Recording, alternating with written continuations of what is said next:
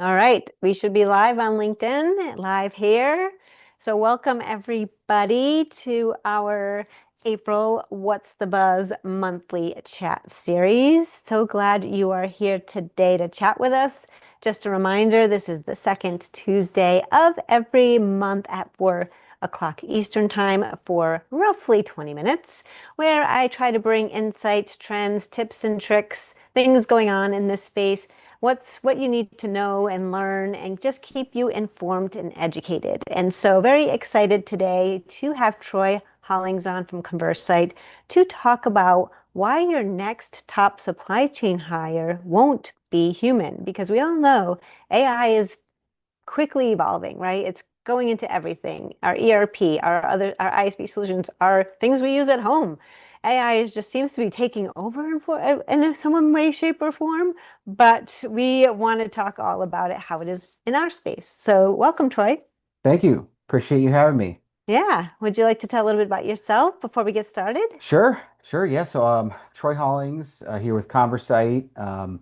Broadly, we are a supply chain AI and analytics company, and so we are playing in the space a ton. Anything from just how do we integrate AI into our process, all the way to, and we have one project right now where a company has hired our AI agent Athena to make calls on behalf of their procurement department in Portuguese. And so it's a wild world, and very excited to chop it up and talk about this stuff with you.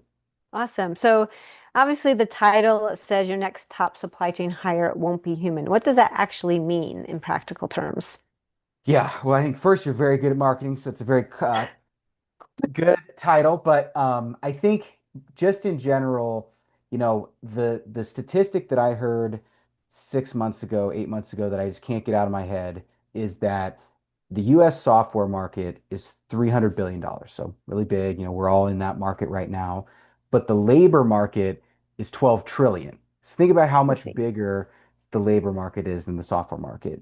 But now with AI and, specifically with AI agents, we're seeing, like I'm talking to business leaders who say, hey, I don't want to hire a person for this role. I want to hire technology. And so I think what we're seeing is, like the biggest phase shift in all of capitalism ever, maybe not, just maybe really big, where, now that technology is starting to be replacing in some ways, augmenting in some ways that labor, and everything's crazy. So Mhm. yeah, I think that is a real concept. I think it's nuanced though. Before we jumped on, we were talking about, is it really going to replace jobs? And I think maybe I have some quibbles with it, but yeah, that is what we're here to talk about. Exactly. Okay. So when we say AI employees, what types of work are we really talking about? Yeah, great question. So I think the way to think about it is, we think about people. We have our job and we think about it as like a job. This is something we do. There's lots of different moving parts. But I think when we look at AI, we break it up now into tasks. And so there's some tasks that a human always is going to be needed to do theoretically until the machines totally take over. But then there's others that maybe like it's a really great use for AI to do. And maybe I'll just share something really quick here. Sure. Um, because I think even like the word AI, okay, let me know when you can I see it. see it. Okay. Even as the word AI is kind of a vague word.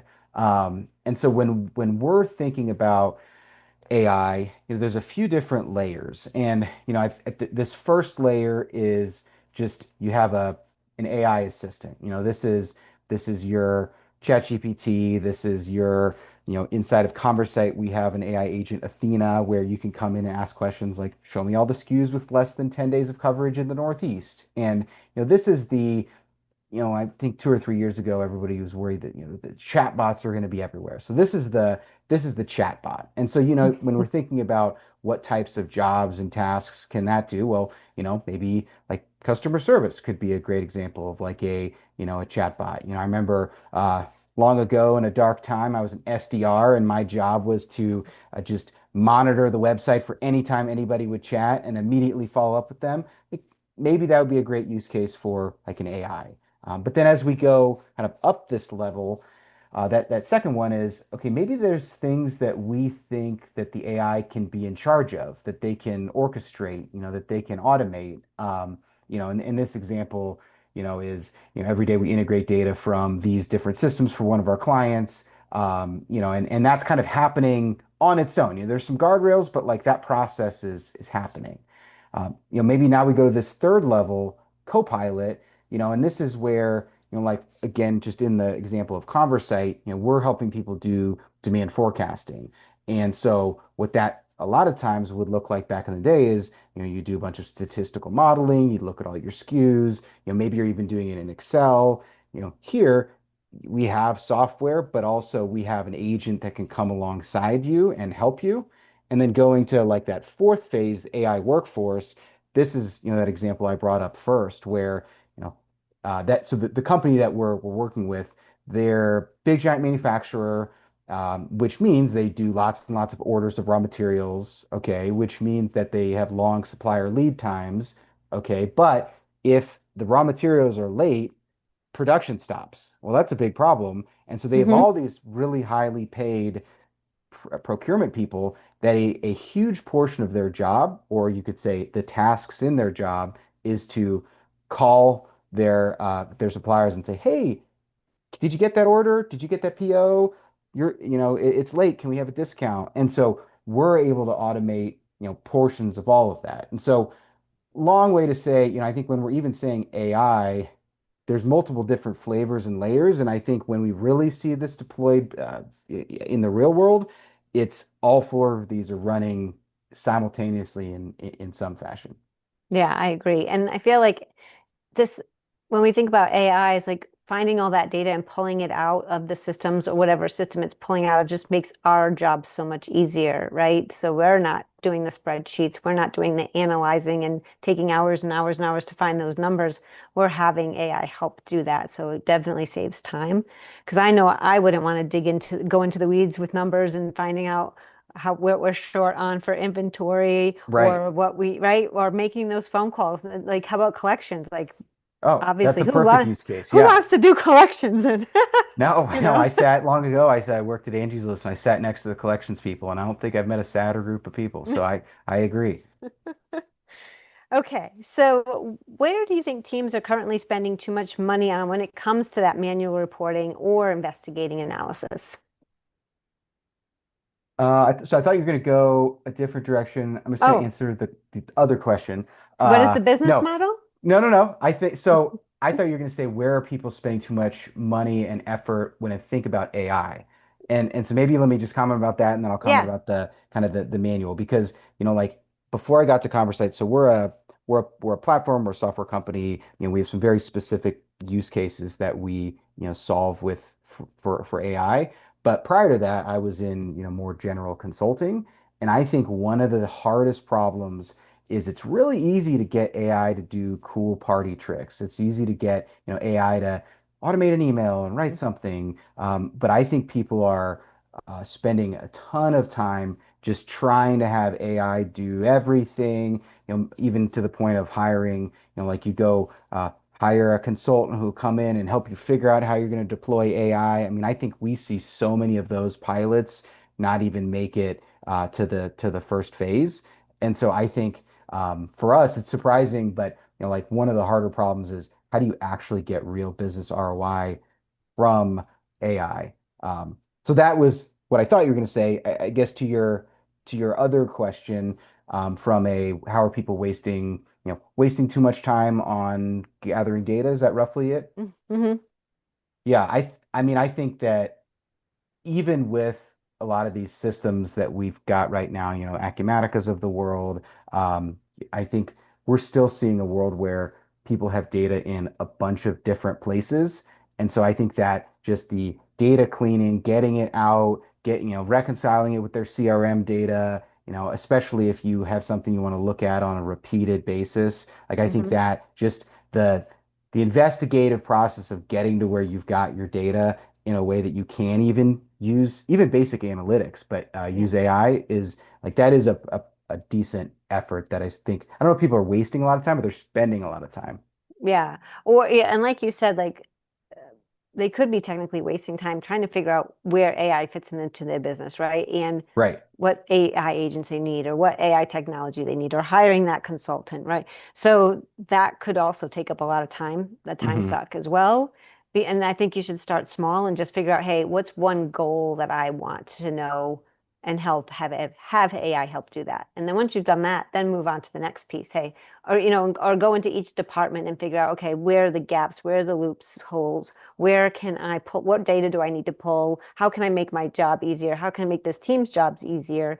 And start there versus the company-wide thing because it is a Right. big, there is a lot to go that goes into those agents, right? And there is a lot of time and learning. So Yeah. that's where I could think of as a time suck necessarily because we're trying to do too much and not taking the time to really figure out where and what we need. If that Yep. makes sense.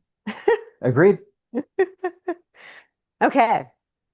So, what about security challenges? I feel like a lot of people are probably worried about that because we have all these different AI pieces looking at our data, going into our systems and such. Yes. So obviously I work at an AI company and we're having to kind of live in both worlds. And the first world is we want to deploy this in reality, get benefit from it right away, have clients be able to use it, need to be secure about it. In the other world, though, that there's never been stuff like this before. And so maybe I'll throw out just a couple things that we're thinking about as it to kind of ground the conversation from a security perspective. So, have you heard of OpenClaw? You know about this? No. Okay, so big, gigantic AI moment, and AI is actually happening in spans of weeks and months. So this is like 3 or 4 months old news. So it's basically doesn't even it's not even cool anymore. But basically using a tool called Claude, you can go and build your own agent. OpenClaw is like a different version of that, where you can now go and build an agent, and that agent you can say, hey, connect to my Instagram. Hey, connect to my bank account. Hey, connect to my bank portal or whatever. And how people are really using it is in some ways it's truly amazing because you can say, hey, connect to my Acumatica instance using the NCP connector. Uh, and you can just tell your claw, there's like all this internet lobster meme, so Google it, it's pretty funny. But you can tell your claw, hey, update my, you can create a bank account for it. You can create an email address for it. And so, That's crazy. when you think about the permutations, like the combination rule of all the different things that could happen, uh, that's a gigantic, scary thought. Like, what happens if, your OpenClaw messes up and deletes every single purchase order in Acumatica? Like, I mean, we would say don't just like hook it up and just start going wild. But like, we're seeing people that are hooking up their bank accounts, hooking up all those things to these agents. So, I mean, the first is just a awareness of the general kind of data issues and challenges. But then I think as we get like a level below that, let's say we do have some basic guardrails, like, okay, we're not gonna go just right in the production database of Acumatica with our claw from our phone on a Sunday. There's still challenges in a sense of, okay, think of like a dashboard. If I log in, I see what I want to see, you see what you want to see. That's pretty easy and simple and attached to, like your permissions for your Outlook. Hmm. But now think if I have an agent, and let's say I'm at 1,000-person company, and we're all using an agent and it's a customer service agent. And that customer service agent, has access to 4 different systems, which it should. But they need to go check this customer's balance over here. They need to go see are there AR over here. And then, that's spread across 5,000 customers. Think about how complicated that, kind of permissioning on that end is. Yeah. And so I think, I actually am meeting with one of my former bros from CLA who's in the security side next month. Just say, hey, what are you seeing? Because we have our kind of our defined use case where we're very secure, but I sometimes look at this whole world and I think that's going to be a big challenge and question mark, and we're going to be figuring a lot of it out. Yeah. So where do you think AI creates the biggest time savings for supply chain teams today? Yeah, so time, I think a couple things. So from a pure time saving perspective, like if we take well, let's just take a couple use cases. So we actually kind of almost think about this as like, where can we deploy, like what tasks can we deploy AI to? So we'll take the demand forecasting and then we'll take like the supplier follow-up side. So let's take the supplier follow-up side first. So in that example, I think that the time saving is just very obvious where, this company had to, they're a global company, so they're different languages. They have to staff people who speak all these different languages. They're across time zones. And so, just from like I worked with a guy in the past who was in the Philippines and he would work from midnight to 8 a.m. because that was the time zone. And we don't have that problem with agents. And so like just from a quality of life, but also, you can be 24/7, you can quickly respond, massive time savings on that. Yeah. And then I think the other thing that AI is really good at is looking through tons and tons of different inputs and figuring out what are the patterns. And so from like the demand forecasting side, if I'm a distributor 7 years ago, I'm going to probably go and I'm going to have, 1,000 SKUs. I'm going to be looking at what did I order last year? Maybe we'll add 10%.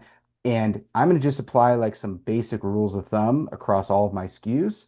But in reality, there's some like faster moving SKUs that you never want to stock out of. And then there's this whole long tail of SKUs that, maybe you don't really care if you stock out and you don't want to keep too much inventory. And so like AI is really good at figuring out, okay, how should we optimize things like that, like optimizing Hmm. inventory?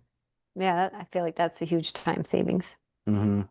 Okay. So instead of replacing employees, where do you think AI helps teams focus on more strategic work? Yeah, great question. I think there's like the obvious answer, which is that simple and simple is getting that word is getting bigger and bigger as AI gets more capable, but like simple tasks are probably going to be automated in many ways by AI. That said, though, like I think an example that I heard that's really interesting is, like 5 years ago, radiology, the computer vision models were getting good enough that like everybody was saying, oh my gosh, we're not going to have any radiologists. AI is going to take this, going to destroy this whole industry. But if we look at radiology now, there's a massive explosion in demand, and that's because there was this big bottleneck in just like turns out that the US population has an insane demand for radiology, but like not if you have to go have a person who's really trained and really expensive, spend a bunch of time. And so I think like there'll be whole markets where we didn't even realize that, they were 1/50th the size that they could be. But then, I mean, there will be, I think, some areas where, like what I was talking with you before, which was that, like okay, if your job is really just the rote task, that's probably could be automated. But if you have to apply judgment or, like a lot of people are talking about taste as this concept where, like if there's that it factor, like you running this podcast, like that's not automatable. That's a very human thing. Yes. Yeah, definitely. All right, we're almost to the finish line. Okay, Two more. What, are you ready? I'm ready. All right. What do you think makes AI adoption successful versus unsuccessful? I think it kind of goes back to not boiling the ocean.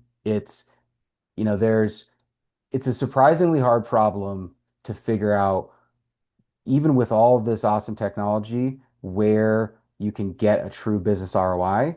And so, like for us, we're, we really have like 5 or 6 main core use cases, and we built our whole company around those because it's like, hey, we know that there's value for these. And so I think that the deployments that don't go great is everybody gets in a giant room, there's 50 different ideas, and it's like, okay, we're going to just do everything. We just need some AI in here. So I think focus, and it's better to crawl, walk, run, and you can scale these things very well, but start small and get some benefits, and then scale quickly.